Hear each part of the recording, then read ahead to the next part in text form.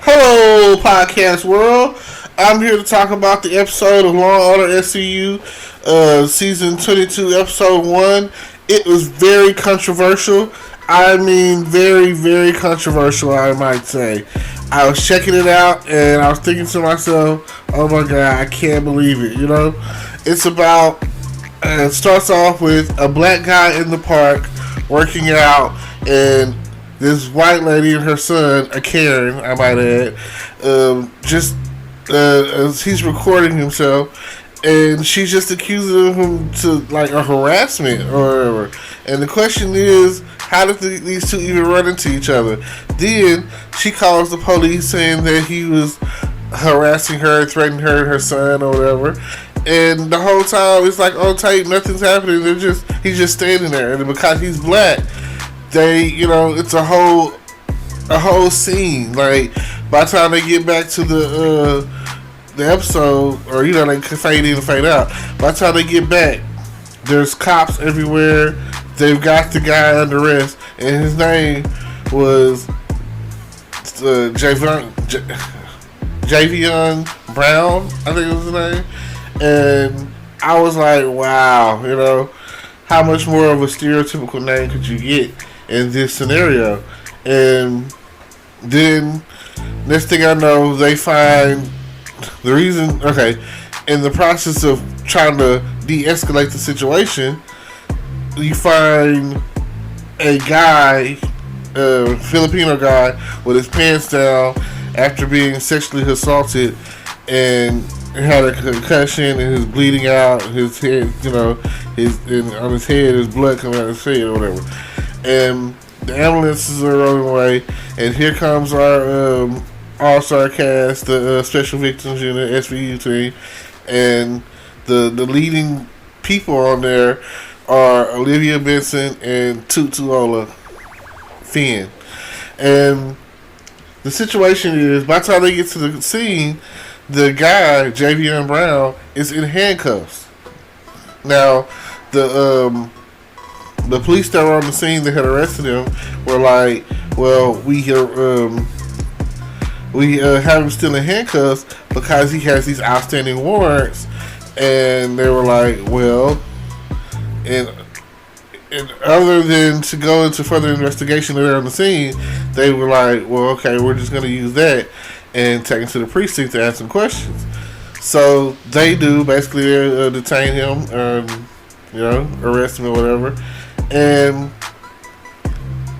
the whole time, you don't even notice it, but the guy who raped the Filipino guy is at the scene recording, and it's just horrible. It's a horrible situation. And then the guy who is raped he falls into a coma after trying to give a description, and the overall of it is it becomes a racial situation, a racially infused situation. And the next part of the episode goes into it where Olivia and Finn are in the office, and they're going over some of the social media videos that were there, and all you can see is that, again, the guy was already detained. They went ahead and arrested him, and he's in, and the thing about it is he's in NA. So he was like, he got hooked on Oxy because he had a back incident a year ago. So now he's going to these NA meetings or whatever, and he was with his sponsor, and he was like, I'm always in the park at 7 in the morning. I work out, and that's, so his story ultimately checks out. They let him go, and the thing about it is he was just being really evasive, and that's his right, like, he's innocent. He's like, why am I here, all this and that. But he was basically, he was pulling the card, which at the end of the day, that's the thing to do. It's because, this man was basically wrongfully arrested, wrongfully accused. The whole situation was just jacked up. And the question was presented after the fact. Next thing you know, there's an IAB investigation on Olivia and Finn. The worst thing about it is Finn is already under an investigation for last season a wrongful, basically that's what a wrongful death lawsuit, and it's basically he shot a guy who was trying to kill his son, and the girlfriend or whatever, in front of the girlfriend and the son or whatever, but it was a good shoot, so he's not too much worried about that. And now the new police chief is a black guy, and he's telling Finn that after all the stuff that's going on in the country, he's like, I know what it's like to be black and blue. You gotta understand, you can't, it's like, it's hard for you to be both. You can't really go out there in the world and not have, because the question kept coming up, and it was really strongly pointed at Olivia, and if you watch the show, you know that this is the case. Are you prejudiced? And even her own son was like, you know, are you prejudiced? By the end of the episode, this is the outrage that kind of drove me to want to talk about this episode. The guy who raped the other guy and left him assaulted got off. The grand jury didn't want to indict him because of police conduct and because they're all pushing at don't trust the police right now, and they're also pushing at how the other guy, Javion Brown, was wrongfully arrested, and they're also pushing at all the other things that are going on, like Finn's lawsuit and how the whole wrongful death lawsuit when he shot the guy. They brought these things up, and Carisi, you know, he's a new 88 now, so he went from being a cop to being a district attorney, and with that being the case, they're just coming at him. You know, they're coming at Finn and like trying to figure out like how is he okay with the overall situation, and he's black, you know. So I really was like, oh my god, I can't believe that this is the stuff they're talking about. This is what they're going in on. And by the time they were done with that session, they can already tell. They stepped out of the hallway and were arguing, and they can already pretty much tell that how do they say it? Shit rolls downhill. So at the end of the day, they were trying to point blame, and then the guys, the rapist, comes up. His lawyer comes up and was like, he wants to speak at the hearing, at the grand jury hearing. He goes in there and immediately says, Carisi asked him a bunch of questions and asked, so it's like, you lied about this, you lied about that, and you lied about this, you lied about that, you lied about everything. It's like, basically it seems like whatever story is most convenient to you, that benefits you, is what's the truth. He was like, so what is it now? Then he goes in there and basically talks about the distrust of how things are right now with the police, and is like, basically put it out there like they're framing him. Like, none of the stuff that they're saying is true, but they have evidence. They have the DNA evidence. Like, everything the guy was saying was a freaking lie. And I was like, and of course, you know, this is a white guy, and like, I was like, man, this is crazy. You know, this is crazy. So I just was like, I felt like, regardless of what's going on out there, as far as between the police and Black Lives Matter, justice is justice. I don't feel it's right for that guy to assault that other guy, and the other guy is left in a coma. Sometimes I feel like we need a Batman. Sometimes I feel like we need some forms of vigilante justice. Like, I know that's crazy, but if you're an Arrow kind of guy, you watched Arrow. In the first season of Arrow, he was like, what was the catchphrase? You felt this city, you know? And that's the outlook I have about dude on this episode. Like, you felt the city. So if there was a Green Arrow out there, he would basically be put down. You know, in some cases, that's like, this man is a violent sexual predator. You know what I'm saying? And this guy is getting off. They're not even going to indict him. I'm not a police officer, but I do believe in right and wrong and justice. And I felt like, you come on, how stupid, how dumb do you have to be to follow along with a guy who's sitting there lying, all because the bigger picture, they detain this black guy because of this Karen.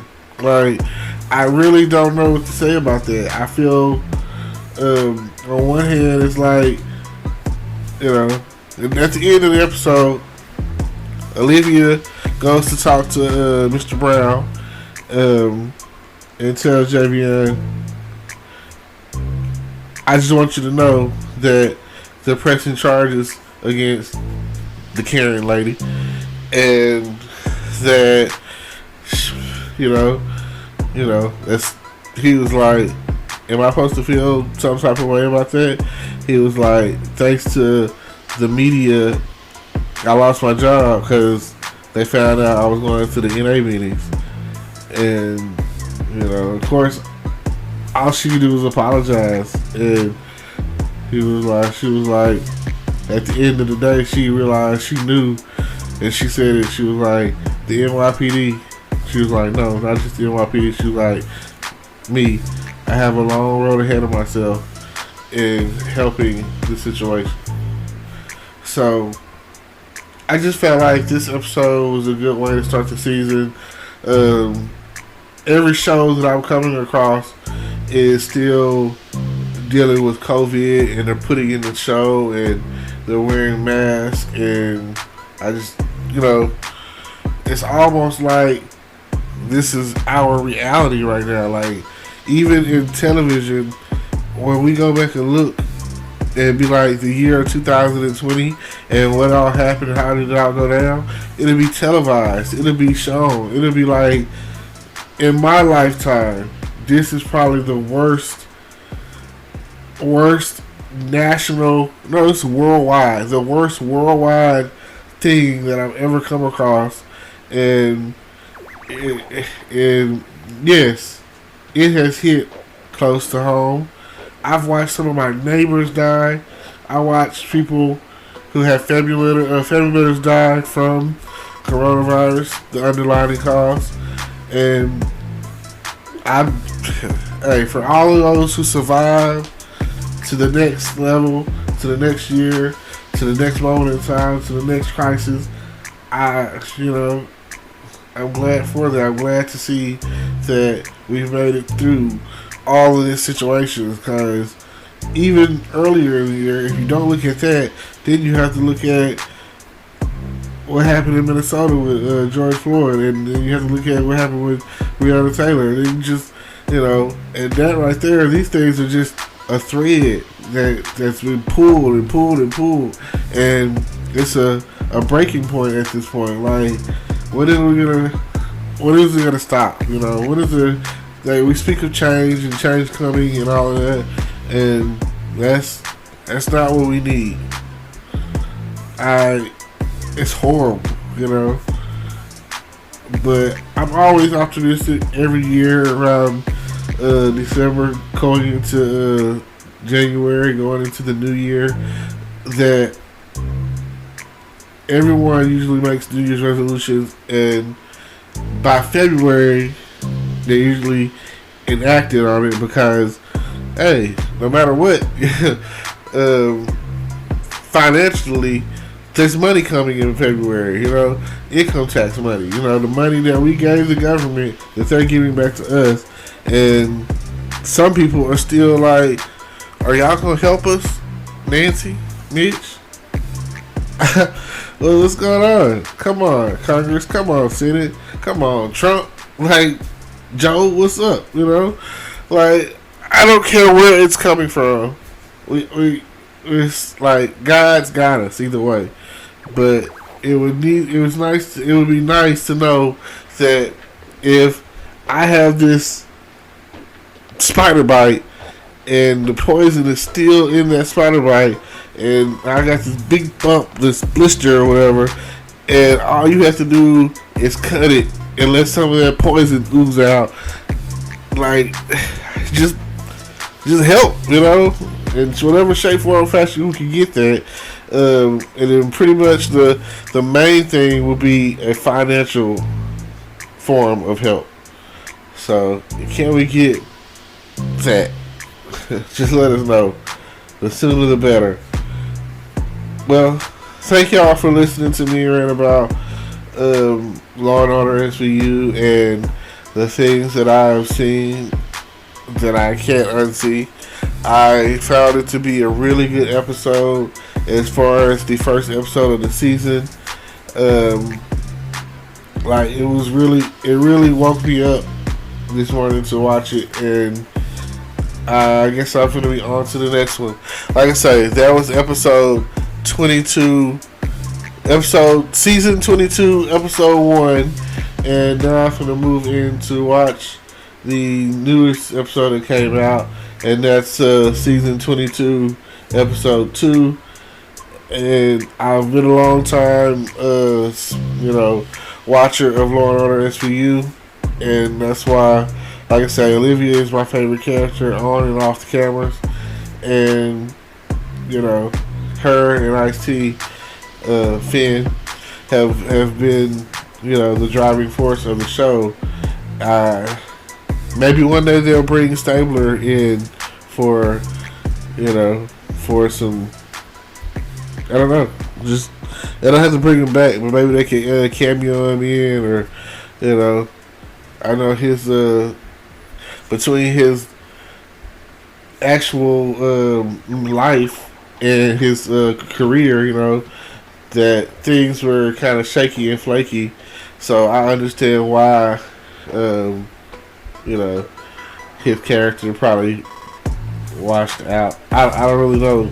Maybe he pursued more, because I know after he stopped being on the show, he was on the Man of Steel movie, and I thought that was great. I even thought his whole character on the show, on the movie of Man of Steel was great. So I was like, he even died in that movie, and he died pretty honorably. So what else can I say? So yeah, shout out to the whole team from my day ones to the new season. Law and Order SVU. It's really taught us a lot. I've learned a lot. I've learned that no means no, and that anything sexual can really make you wind up in trouble. So, but yes, I'll leave you to say that don't forget to like, comment, subscribe, and hit the notification bell. Check out my YouTube channel. Keep listening to my podcast for those who do. And I thank you so much. Maybe one day we can get this all together, and maybe we can get it right. Thank you.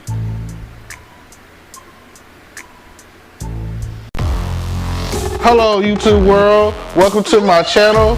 Don't forget to like, comment, subscribe, and hit the notification bell so you can be notified when I drop hot content like this. And stay tuned for the next video.